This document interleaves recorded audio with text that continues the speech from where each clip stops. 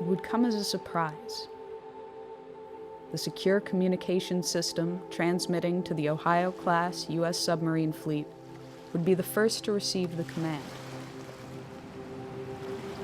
Patrolling both the Atlantic and Pacific Oceans, they are undetected.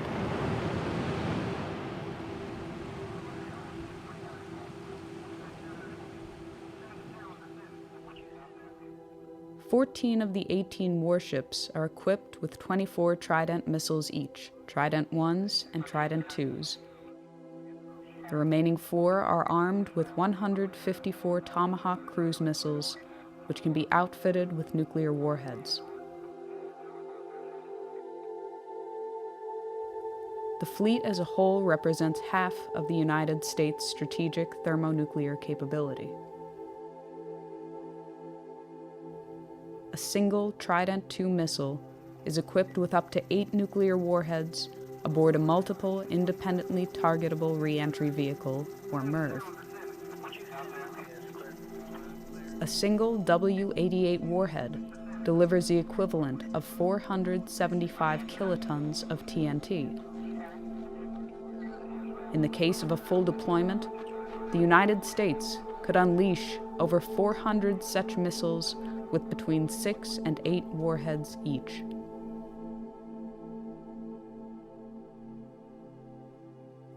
From the time of launch, it can take less than 10 minutes for an SLBM to reach its target, or as little as 5 minutes if it is flown on a depressed trajectory. This allows a very short margin for reaction.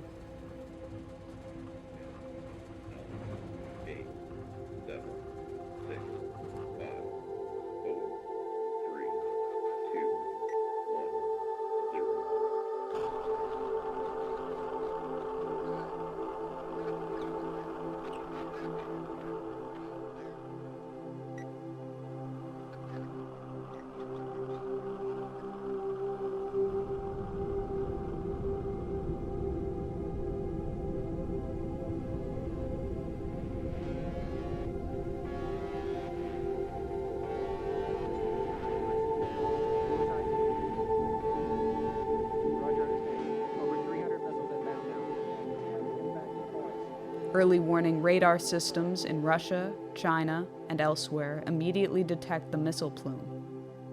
They can determine the trajectory and intended target of the missiles. Minutes fracture into seconds. This is not a test. This is not scheduled.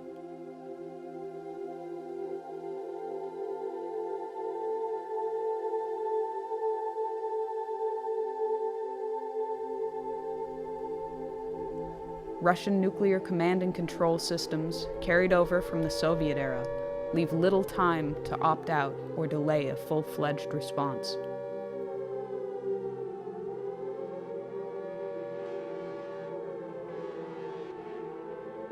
Within 50 seconds, the missile has peaked above the Earth's atmosphere. It reaches its top speed. The engine drops off. The bus releases multiple warheads as well as decoys. The radar systems on the ground are overwhelmed and unable to differentiate the two when they are in post-boost phase. Re-entering the atmosphere, the decoys burn off, and the warheads enter their terminal phase.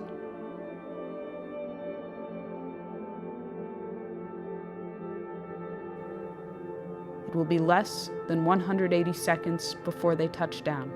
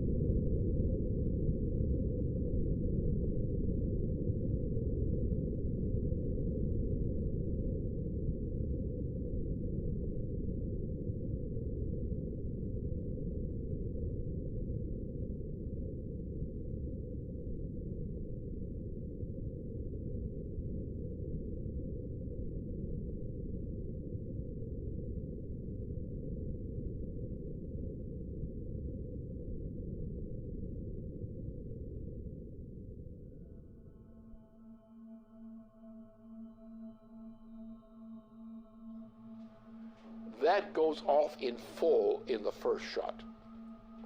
Now you have in the submarines, you have the warheads you have not yet discharged. Those go along the way as a second wave. After that, you're pretty much out of weapons. After which, most everybody is dead. Most logistical systems are dead, non-functional. You have a situation where the effect of this kind of firing creates a continuing effect which may go for several years. Now, instead of having one bomb, which is really it's a nuclear super bomb with thermonuclear implications. Now imagine you have the same kind of thing or less, and you have not one big bomb. You have a whole barrage of such things. The exchange involves Russia. It involves China, which has a very significant thermonuclear arsenal. It implicitly involves India. It involves the United States. It involves the extermination virtually of Western Europe.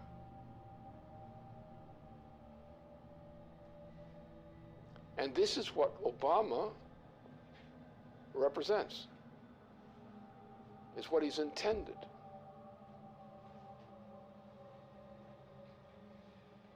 This is the end of civilization.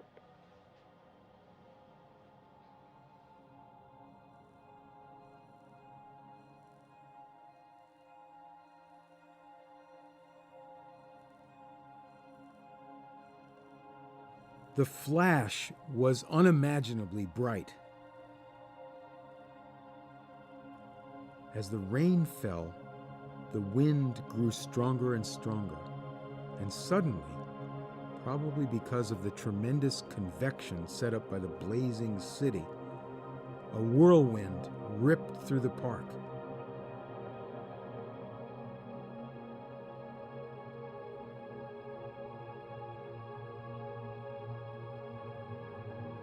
They all felt terribly thirsty, and they drank from the river. At once they were nauseated and began vomiting, and they retched the whole day. Others were also nauseated, probably because of the strong odor of ionization and electric smell given off by the bomb's fission. It was very crowded, and to distinguish the living from the dead was not easy, for most of the people lay still with their eyes open. You reached down and took a woman by the hands, but her skin slipped off in huge glove-like pieces. Those who had their faces upturned when the bomb went off, they were all in exactly the same nightmarish state. Their faces were wholly burned. Their eye sockets were hollow. The fluid from their melted eyes had run down their cheeks.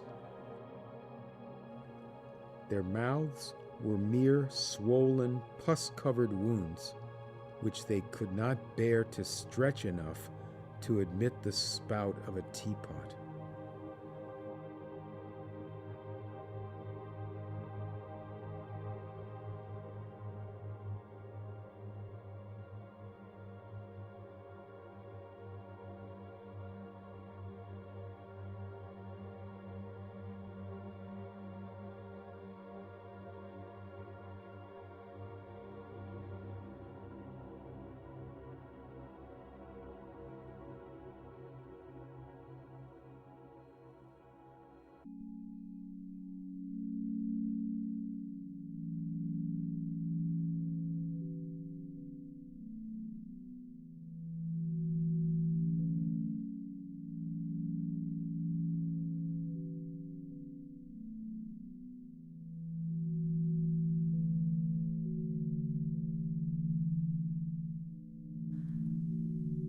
The current world population is 7 billion persons.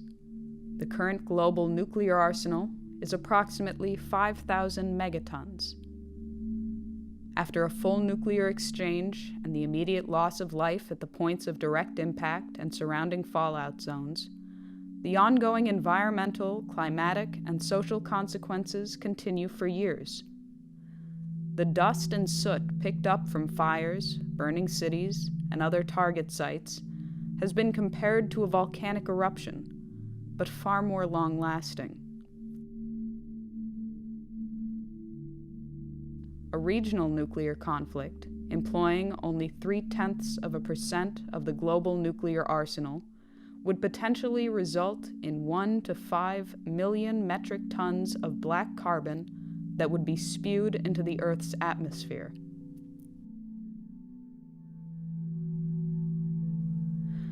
A spring or summer attack, or an attack in the extended region of the subtropics, would inevitably cause the smoke injections to heat, absorbing shortwave radiation, and to rise.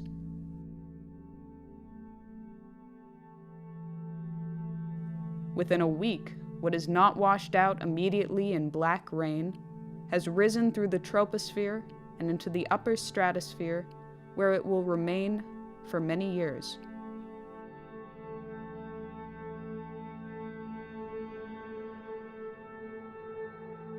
The smoke cloud and the absorption of residual particles plunges global surface temperatures.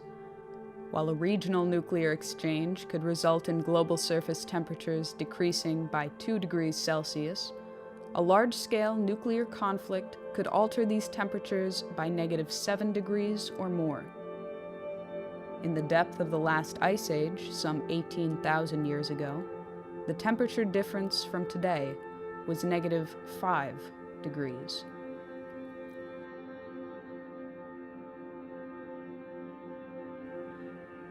Famine for billions of people far from the target zones would be the result of a -2 degree change. Growing seasons would be shortened by nearly 3 weeks, wiping out crops. A change in 5 degrees would sufficiently ruin Canadian agriculture entirely. If world grain reserves were not destroyed in the initial exchange, reserves would last for 71 days, with little, if any, means of transportation.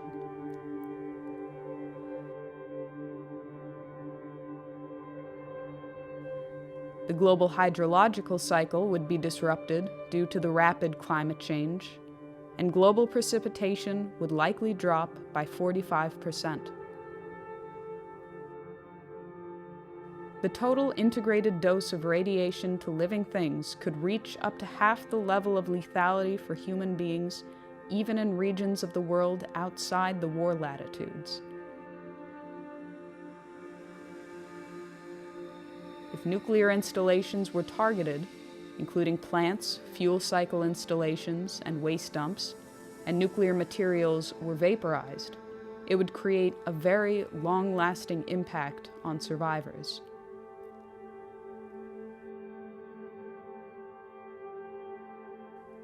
These are only the projected consequences, but it has been said that the effects of a nuclear war that cannot be calculated are just as important as those for which estimates exist. Both, however, are subject to very large uncertainties. These estimated consequences have, so far, survived the scrutiny of scientists in the East and West for the past 30 years.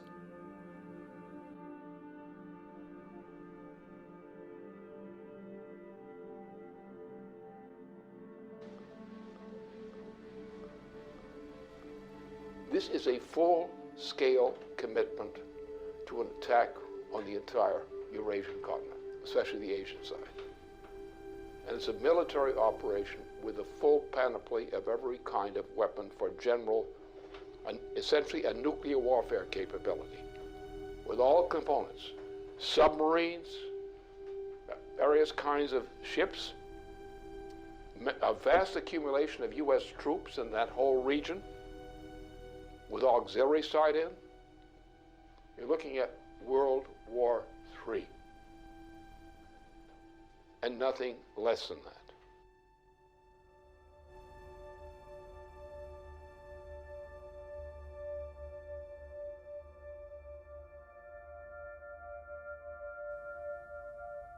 In the period of late 2011, U.S. President Barack Obama inaugurated a Pacific Century, or a Pacific Pivot, which expands U.S. military presence in the naval theaters of the Pacific and Indian Oceans. This expansion has been seen as an attempt to contain China and erode its regional sovereignty by building up a presence in bordering territories.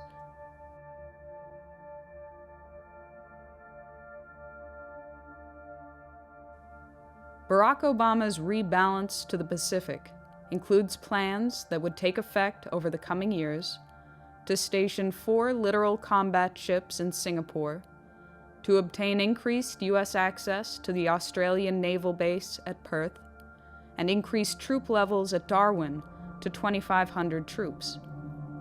There are also plans to expand troops in South Korea to 28,500, to expand troop presence in Guam, the Philippines, Japan, and to maintain the forward deployment of U.S. aircraft carriers in that theater. China has responded to increased U.S. presence in the Pacific with the Area Denial Anti-Access Strategy, Chinese military measures to keep adversaries out of strategic territory bordering their country, in particular the East China Sea.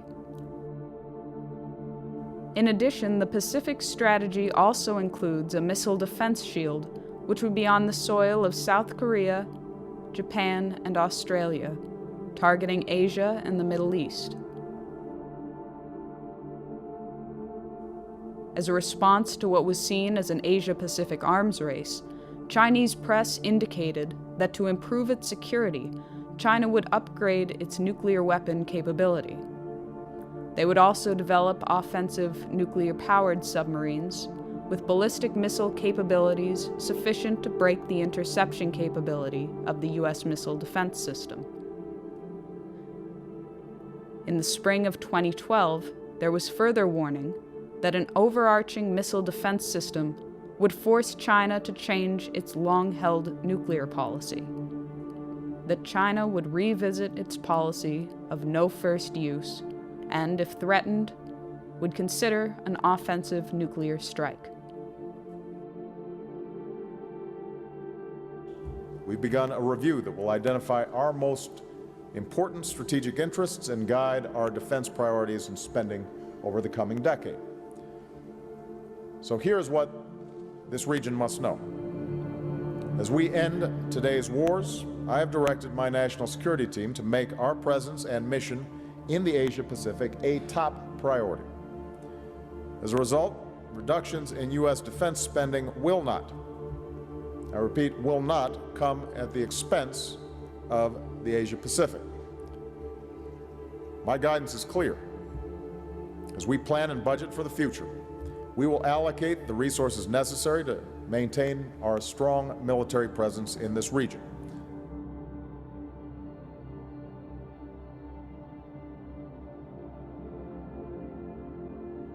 Since the 2009 inauguration of the Obama administration, plans for the European phased adaptive approach have continued and escalated in spite of Russian offers of a joint ABM system.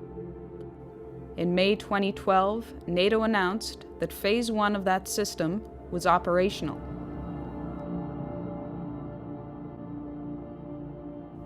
Phase 1 includes the deployment of ballistic missile defense systems along the perimeter of Russia. As part of Phase 1, the United States has deployed a missile defense radar to Turkey.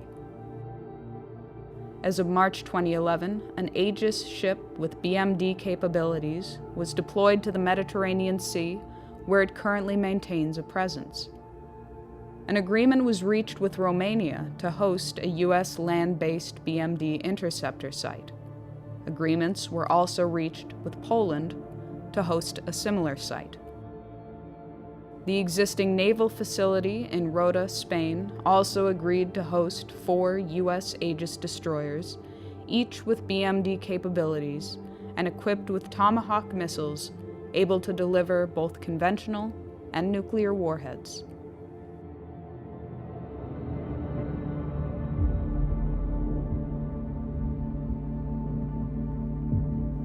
Responding to the inauguration of Phase 1, Chief of the General Staff of the Russian Armed Forces, General Nikolai Makarov, warned that while a joint U.S.-Russia development of a BMD system was an option that should be pursued, the continued buildup of a BMD system on Russia's border was seen as a threat to Russian security and a provocation.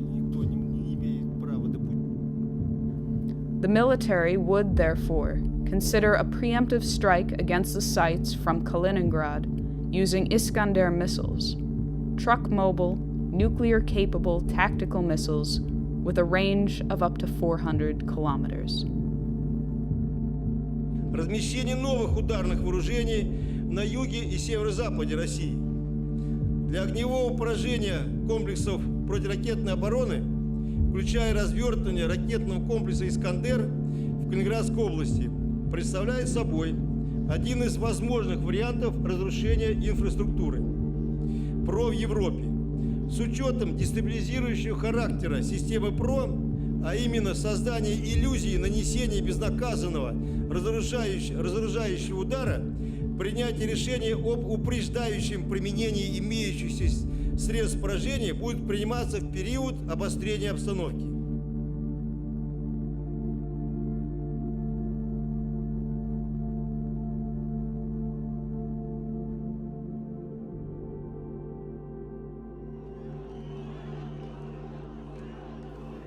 It was demonstrated at Brussels early in February 2012 that while Russia and China abstained from giving their support to UN Resolution 1973, they would forcefully draw the line on Syria and implicitly on Iran.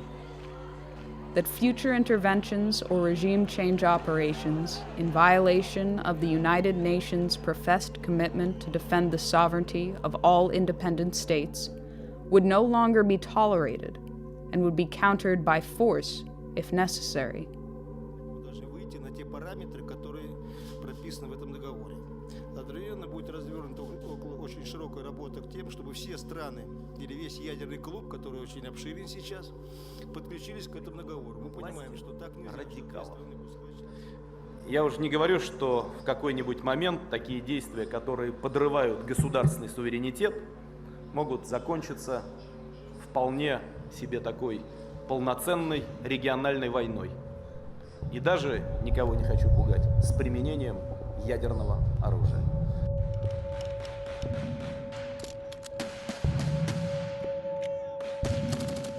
In a speech before the 18th General Assembly of the United Nations, President John Kennedy warned even little wars are dangerous in a nuclear world. Today it has been through the hardline preventive actions taken by the U.S. Joint Chiefs of Staff and the Russian military and political leadership that have held back the tides of a threatened international conflict. Simultaneous with these delays, the economic conditions in the transatlantic have deteriorated to the point of imminent breakdown, while the Eurasian region has enjoyed relative prosperity in comparison.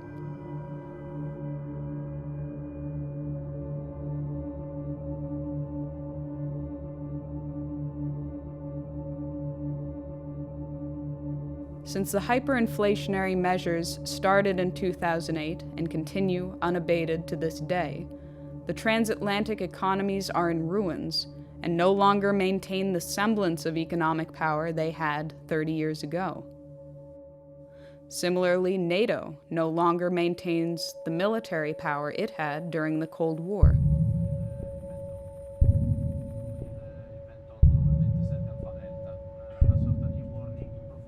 Only the United Kingdom, France, and the United States among the NATO countries maintain their own nuclear arsenal.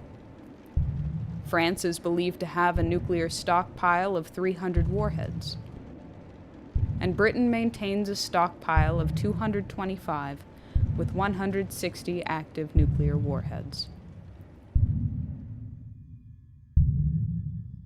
Britain, France, and the United States, after their cooperative mission to eliminate the Libyan head of state, are currently the most emphatic to end the regime of Bashar al-Assad in Syria, despite the line drawn by Russia. This enthusiasm from the West has taken the form of openly arming barbaric opposition groups. They've claimed the right to enforce humanitarian intervention policies of the type championed by Iraq War architect Tony Blair. And from the United States, President Obama is escalating the propaganda campaign to establish the pretext for a full-fledged US-led military intervention into Syria and beyond. That a red line for us is we start seeing a whole bunch of chemical weapons moving around or being utilized. That would change my calculus. That would change my equation.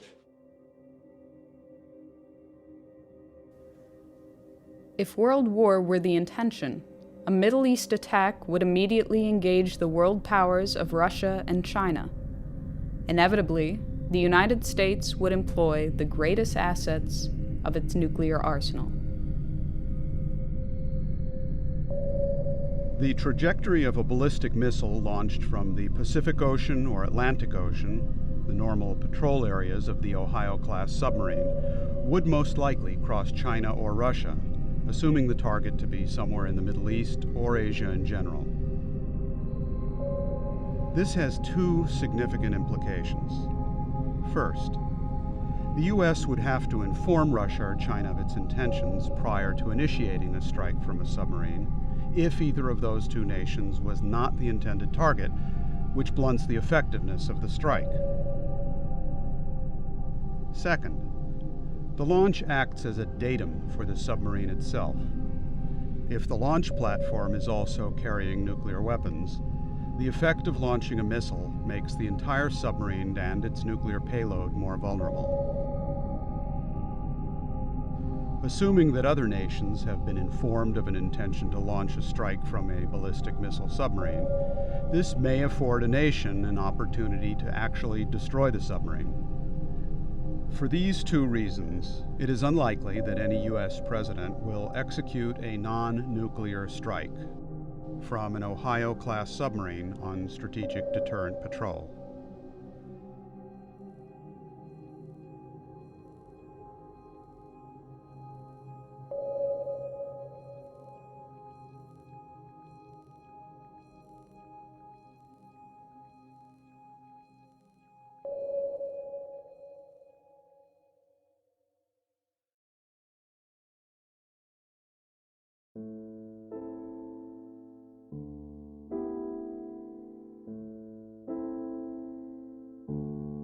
At the commencement of the August 1983 Erice Conference on the technological basis on which to build peace, Chairman Antonino Zikiki spoke of the consequences to humanity and the planet as a whole if a personality came on the scene foolish enough to provoke a worldwide thermonuclear confrontation. He warned that in history, fools have never been lacking. Sooner or later, in 10, 20, or maybe 100 years, a fool will come forth. When the fool appears on the scene, mankind will find itself with hundreds of millions of dead, with the ozone layer destroyed by 50%, with the average temperature of the planet lowered by at least 7 degrees. With an enormous amount of radioactivity about, and with mountains of ashes instead of the vast treasures accumulated in centuries of laborious and intelligent activity in all parts of the world. When dealing at the level of thermonuclear war, these decisions ultimately fall to the personalities of the heads of state involved.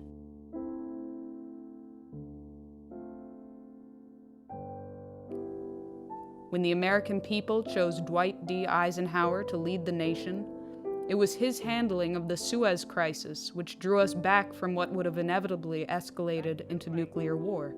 Is the language of atomic warfare. When the American people selected John F. Kennedy to be commander-in-chief, it was his commitment to survival and progress and peace that guided his hand in dealing with Soviet Premier Nikita Khrushchev in Cuba, in Berlin, and in securing a nuclear test ban treaty.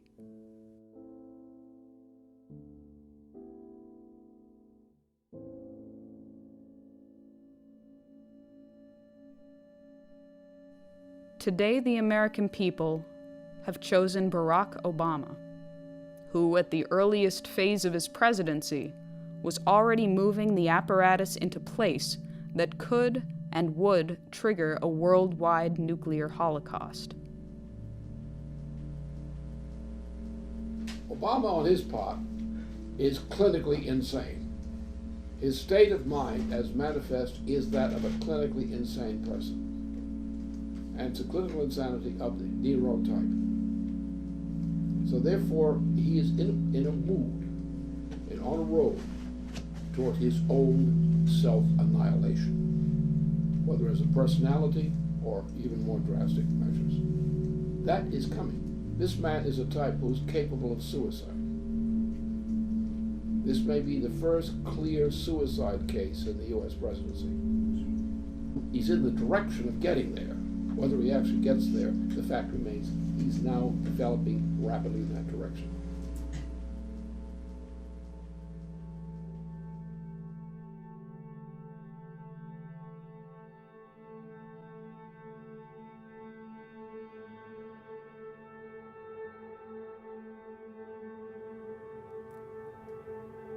The American people will soon go to the polls to decide the next President of the United States.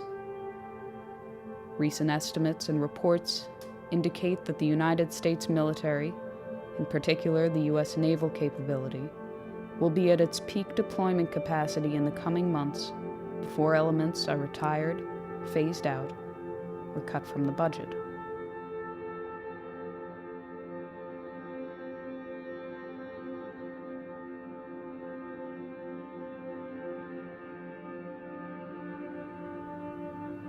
If ever there were a time to launch an attack, it would be now, in these coming months.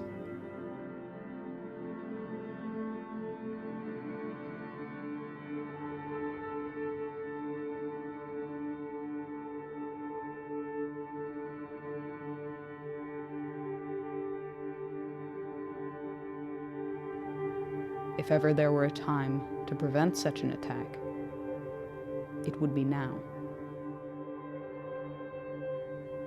before the consequences of the November 6 election.